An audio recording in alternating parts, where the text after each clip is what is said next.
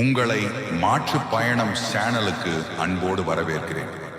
உங்களை சுற்றி இருக்கும் சிலர் உங்களை மதிக்காத போது உங்களுக்குள் எழும் அந்த வலி, அது கோபமாக மாறி உங்கள் தூக்கத்தை கெடுக்கும் போது நீங்கள் என்ன செய்கிறீர்கள்? உங்களை அவமானப்படுத்தியவரிடம் நியாயம் கேட்கப் போகிறீர்களா அல்லது அவர்கள் முன் கத்தப் போகிறீர்களா? இன்று நாம் ஒரு வார்த்தை கூட சண்டை போடாமல் எதிரியை மனரீதியாக வீழ்த்தும் சாணக்கிய நீதியின் ரகசியங்களை பார்க்கப் போகிறோம். உங்கள் வாழ்க்கையில் உங்களை வீழ்த்த நினைக்கும் எதிரியோ அல்லது உங்களை நசுக்க நினைக்கும் தொழில் போட்டியாளரோ இருக்கலாம். அவர்களை ஆயுதமே இல்லாமல், ஏன் ஒரு வார்த்தை கூட சண்டை போடாமல் எப்படி மனரீதியாக வீழ்த்துவது என்று பார்க்கப் போகிறோம். எதிரியை தாக்க நீங்கள் எடுக்கும் ஒவ்வொரு ஆயுதமும் உங்கள் பலவீனத்தை அவனுக்கு காட்டும் கண்ணாடி. இந்த வீடியோவில் நாம் பார்க்க போகும் உத்திகள் வெறும் சாணக்கியரின் தந்திரங்கள் மட்டுமல்ல, மனித மனத்தின் ஆழமான உளவியல். வீடியோவின் ஒவ்வொரு நிமிடமும் உங்கள் வாழ்க்கையின் ஏதோ ஒரு பக்கத்தை திறந்து காட்டும். இறுதி வரை பாருங்கள். உங்கள் எதிரியை எப்படி கையாள்வது என்ற தெளிவு பிறக்கும். யாரோ ஒருவர் உங்களை பற்றி தவறாக பேசுகிறார், உடனே உங்கள் ரத்தம் கொதிக்கிறது. நீங்கள் அவர்களுக்கு பதில் சொல்ல துடிக்கிறீர்கள், சரியா? ஆனால் இங்கேதான் நீங்கள் ஒரு பெரிய வலையில் விழுகிறீர்கள். உங்கள் எதிரியின் நோக்கம் உங்களை காயப்படுத்துவது அல்ல, உங்களை உங்கள் நிதானத்திலிருந்து தடம் புரளச் செய்வது மட்டும்தான். நீங்கள் கோபப்படும் போது உங்கள் சிந்திக்கும் திறன் அழிகிறது. தத்துவ ஞானிகள் ஒரு விஷயத்தை குறிப்பிடுவார்கள். ஒரு நச்சு பாம்பு சீரும்போது அதன் விஷத்தை விட அதன் தோற்றம்தான் எதிரியை பயமுறுத்துகிறது. ஆனால் அந்த பாம்பு எப்போதுமே கடிக்காது. உங்கள் கோபம் எதிரிக்கான ஆயுதம், உங்கள் அமைதி அவனுக்கான மரண பொறி. அடுத்த முறை யாராவது உங்களை வம்புக்கு இழுத்தால் மிகவும் அமைதியாக இருந்து ஒரு சிறிய புன்னகையை மட்டும் உதிர்த்துவிட்டு நகருங்கள். நாம் இவ்வளவு தூண்டியும் இவன் ஏன் பதற்றம் அடையவில்லை என்ற பயம் உங்களை விட உங்கள் எதிரியை அதிகம் தூங்க விடாமல் செய்யும். உங்கள் அமைதி அவர்களை பைத்தியமாக்கும். நாம் செய்யும் மிகப்பெரிய தவறு என்ன தெரியுமா? கோபத்திலோ அல்லது அதீத மகிழ்ச்சியிலோ நம்முடைய அடுத்த கட்ட நகர்வுகளையும் நம்முடைய பலவீனங்களையும் யாரிடமாவது பகிர்ந்து விடுவதுதான். இன்று உங்களோடு சிரித்து பேசும் ஒரு நண்பன் நாளை உங்கள் போட்டியாளராக மாறலாம். உலக வரலாற்றில் மிகப்பெரிய பேரரசுகள் வீழ்ந்ததற்கு காரணம் எதிரியின் பலம் அல்ல, சொந்த மனிதர்கள் காட்டிக் கொடுத்த ரகசியங்கள் தான். உங்கள் பலவீனத்தை நீங்கள் யாருக்கும் காட்டாதவரை நீங்கள் ஒரு தீர்க்க முடியாத புதிராகவே இருப்பீர்கள்.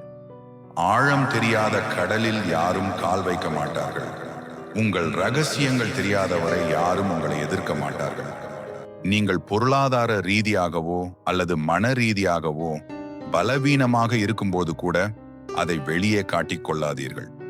எப்போதும் உங்களிடம் ஒரு பெரிய ரகசியம் இருப்பது போலவும் நீங்கள் மிகவும் தைரியமாக இருப்பது போலவும் ஒரு மாயையை, இல்லூஷன் உருவாக்குங்கள். இந்த உளவியல் பயம் எதிரியை உங்களிடம் மோதவிடாமல் தடுக்கும். ஒரு சிறந்த போர் உத்தி என்பது போர்க்களத்திற்கு செல்லாமலேயே போரை வெல்வதுதான். உங்கள் எதிரி எவ்வளவு பெரிய பலசாலியாக இருந்தாலும் அவனுக்கு பின்னால் ஒரு நட்பு வட்டாரமோ அல்லது ஒரு பெரிய ஆதரவோ இருக்கும். அவனோடு நேருக்கு நேர் மோதுவதை விட அவனுடைய ஆதரவு தூண்களை அசைப்பதுதான் புத்திசாலித்தனம். பண்டைய ராஜதந்திரங்கள் நமக்கு கற்றுக் கொடுப்பது இதைத்தான். எதிரியின் கூட்டாளிகளுக்குள் சந்தேகத்தை உருவாக்குங்கள். அவர்களுக்குள் இருக்கும் ஒற்றுமையை பிரியுங்கள். ஒரு மனிதன் எப்போது தனித்து விடப்படுகிறானோ அப்போதே அவன் தன் தற்காப்பு திறனை இழந்து விடுகிறான். வேர்களை வெட்டிய பிறகு எவ்வளவு பெரிய மரமாக இருந்தாலும் அது விழுந்துதான் ஆக வேண்டும். உங்கள் பிசினஸிலோ அல்லது அலுவலகத்திலோ உங்களை வீழ்த்த நினைப்பவர்களின் கூட்டணிகளை உடைக்க உத்திகளை பயன்படுத்துங்கள். சண்டையின்றி வெல்வது என்பது இதுதான். சில நேரங்களில் நம் எதிரி நம்மை விட பல மடங்கு சக்தி வாய்ந்தவராக இருப்பார். அந்த நேரத்தில் நாம் என்ன செய்ய வேண்டும்? அவசரப்பட்டு மோதினால் நாம் அழிந்து போவோம். காலம் எப்போதும் ஒரே சீராக இருப்பதில்லை. நதி ஓடும்போது மீன்கள் எறும்புகளை உண்ணும். அதே நதி வற்றும்போது எறும்புகள் மீன்களை உண்ணும். காலம் எல்லாவற்றையும் மாற்றும். உங்களை விட பலசாலி உங்களை நசுக்க நினைக்கும் போது சற்றே பின்வாங்குங்கள். அது பயம் அல்ல, சரியான நேரத்திற்கான காத்திருப்பு. அவர்கள் தங்களின் அதீத அதிகார திமிரில் ஏதோ ஒரு பெரிய தவறை செய்யும் வரை நீங்கள் அமைதியாக கவனிக்க வேண்டும். புலி 2 அடி பின்வாங்குவது பயத்தினால் அல்ல, இரையை சரியாக வேட்டையாடுவதற்காக. அவர்களின் அகங்காரமே அவர்களை வீழ்த்தும் நஞ்சாக மாறும் வரை உங்கள் திறமைகளை வளர்த்து கொண்டு பொறுமையாக காத்திருங்கள். ஒரு ஊர்ல ஒரு வயசான வில்வித்த மாஸ்டர் இருந்தாராம். அவரோட திறமைய பார்த்து எல்லாரும் அவரை பாராட்டினாங்க. இத பார்த்து பொறாமைப்பட்ட ஒரு இளம் வீரன் அந்த மாஸ்டரை எல்லார் முன்னாடியும் அவமானப்படுத்த நினைச்சான். ஒரு நாள் எல்லாரும் கூடியிருந்த இடத்துல அந்த மாஸ்டரை சண்டைக்கு கூப்பிட்டான்.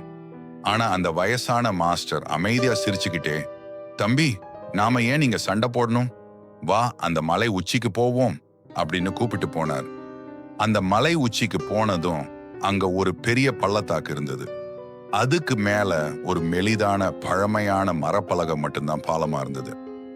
அந்த மாஸ்டர் மெதுவா நடந்து போய் அந்த பலகையோட நடுவுல நின்னு தூரத்துல இருந்த ஒரு மரத்தை குறி வச்சு அம்பு எய்தாரு. அம்பு சரியா இலக்க தாக்குச்சு. அப்புறம் பின்னாடி நடந்து வந்து அந்த இளைஞனை பார்த்து, இப்போ உன் திறமைய காட்டு அப்படின்னாரு. அந்த இளைஞன் பலகை மேல ஏறினான். ஆனா கீழே இருக்கிற ஆழமான பள்ளத்தாக்க பார்த்த உடனே அவன் கால் நடுங்க ஆரம்பிச்சது. பயத்துல அவனால வில்லை கூட தூக்க முடியல. அவன் தோத்து போய் தலை குனிஞ்சு நின்னான். அப்போ அந்த மாஸ்டர் சொன்னாரு, தம்பி, உனக்கு வில்வித்தை தெரியுது, ஆனா உன் மனசை கட்டுப்படுத்த தெரியல. நீ சண்டையிட நினைச்சது என் கூட இல்ல, உனக்குள்ள இருக்கிற பயத்தோட. இதேதான் உங்க வாழ்க்கையிலும் நடக்குது. உங்களை வீழ்த்த துடிக்கும் உங்க எதிரி உங்களை விட பெரிய பலசாலியா இருக்கலாம். ஆனா அவங்க கிட்ட இல்லாத ஒரு விஷயம் உங்க கிட்ட இருக்கு. அதுதான் நிதானம். அவசரப்பட்டு அவங்க செய்யற தப்புக்காக நீங்க காத்திருந்தா போதும், அவங்க தங்களை அழிச்சுப்பாங்க. இப்போது மிக முக்கியமான ஆழமான தத்துவத்திற்கு வருவோம். உங்கள் எதிரிக்கு நீங்கள் கொடுக்கக்கூடிய ஆகச்சிறந்த மற்றும் கொடூரமான தண்டனை என்ன தெரியுமா? அவர்களை பழி வாங்குவது அல்ல, அவர்களை முழுமையாக மறந்து விடுவதுதான். உங்களை வீழ்த்த நினைத்தவர்களின் கண் முன்னால் நீங்கள் பொருளாதார ரீதியாகவும் மன ரீதியாகவும் மிகப்பெரிய உயரத்திற்கு வளர்ந்து காட்டுங்கள். நீங்கள் மகிழ்ச்சியாகவும் புகழ் பெற்றவராகவும் வாழ்வதை பார்ப்பதை விட உங்கள் எதிரிக்கு வேறு எந்த பெரிய வீழ்ச்சியும் இருக்க முடியாது. உங்களை அவமதித்தவர்களுக்கு நீங்கள் கொடுக்கும் ஆகச் சிறந்த பதில் உங்கள் பேரிரைச்சலான வெற்றி மட்டும்தான். அவர்களுடன் சண்டையிட்டு உங்கள் ஆற்றலை வீணாக்காதீர்கள். உங்கள் கவனத்தை உங்கள் வளர்ச்சியில் திருப்புங்கள். உங்கள் வெற்றி சத்தமில்லாமல் உங்கள் எதிரிகளை அழிக்கும். சிந்தியுங்கள், உங்கள் வாழ்க்கை உங்கள் கைகளில் இருக்கிறது.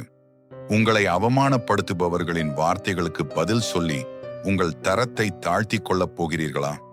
அல்லது இந்த தத்துவங்களை உணர்ந்து அமைதியாக உங்கள் இலக்கை நோக்கி நகரப் போகிறீர்களா?